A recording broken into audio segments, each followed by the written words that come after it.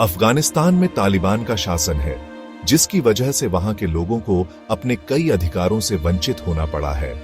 जबकि तालिबान एक विशेष धर्म के समर्थक होने की बात करता है और उसी के अनुसार देश चलाने की बात करता है, फिर भी वहां के लोग जो उसी धर्म से संबंधित हैं, वे खुद को सताया हुआ पाते हैं। क्यों?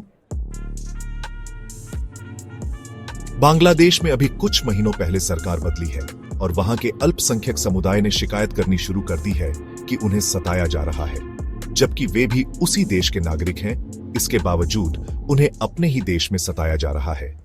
क्यों? पाकिस्तान जो धर्म के आधार पर बना था, चूंकि वहां एक ही धर्म की बहुलता थी, ऐसे में उनका विकास भारत के तुलना में ज्यादा होना चाहिए था। लेकिन पाकिस्तान को बनाने के लिए जिन धार्मिक तत्वों को उनके हुक्मरानों ने उकेरा था, उन्हीं तत्वों ने पाकिस्तान की बर्बादी कर दिया। मध्य पूर्व के भी बहुत सारे देश हैं जो धर्म को देश से ऊपर रखते हैं, और हाल यह है कि धर्म मानने वाले अपनी जमीन को छोड़कर दुनिया के दूसरे देशों में शरण मांग रहे हैं।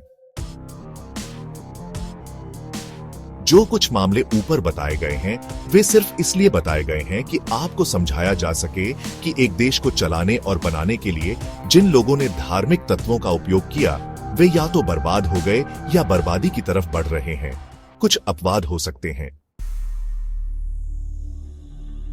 हमारे भारत को बनाने वालों ने, यहां तक कि जितने भी विकसित राष्ट्र हैं, उन्होंने धर्म को व्यक्तिगत पसंद माना और देश को बनाने और चलाने के लिए कुछ ऐसे कानून बनाए जो सभी को न्याय देते हैं और सभी धर्मों और विचारों को स्वतंत्रता देते हैं, ताकि सभी लोग अपने इच्छा अनुरूप जीवन जी सकें।